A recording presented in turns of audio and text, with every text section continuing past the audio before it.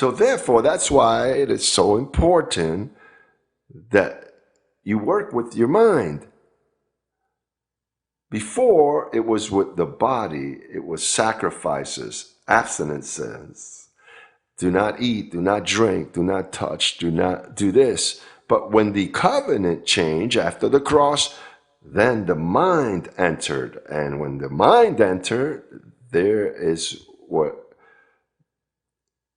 the mind of Christ was manifest. That's what Paul says. Look at 1 Corinthians 2:16. Let's go to the gospel. 1 Corinthians 2:16 says, for who has known the mind of the Lord, then that he may instruct him? But we have the mind of Christ. Now, you think you can live well here on earth with the mind of Christ?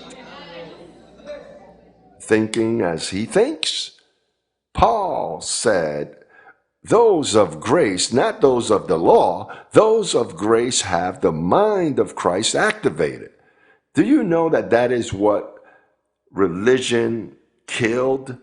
Religion found a man like Paul teaching that everything is in the mind.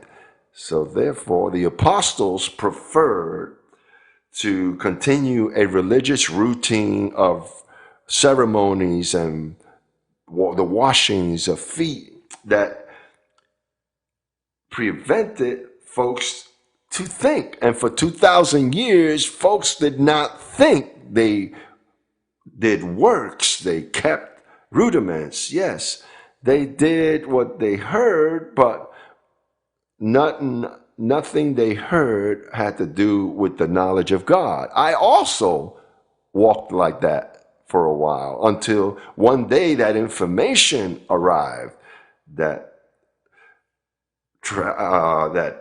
raptured me to paradise, and then that information came to my mind. I didn't go there to look around.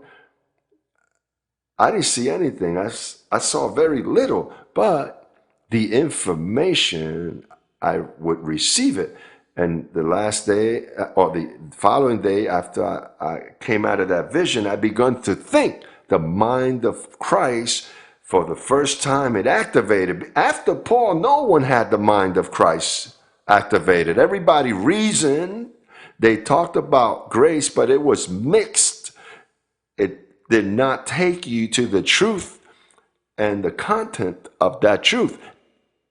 And after that, I begun to think, and little by little, God would drive me to reject my own thoughts. Listen, Jose Luis, it's not your opinion. Your opinion is going to do harm to you. Eliminate your opinion and set in my thoughts. That's why I don't scream when I teach. I explain. You've seen preachers screaming, look, the devil. But you don't activate the mind. What you activate is a fear that you want to take off. But I try to avoid to place my thoughts, communicate my thoughts. I do it as brief as I can to see if somehow, some way, his word can fall into your mind as the rain and snow fall, because I know that word will not turn back void, because if it doesn't return. So if I'm able to place the mind of Christ in your mind, that mind will not turn back void.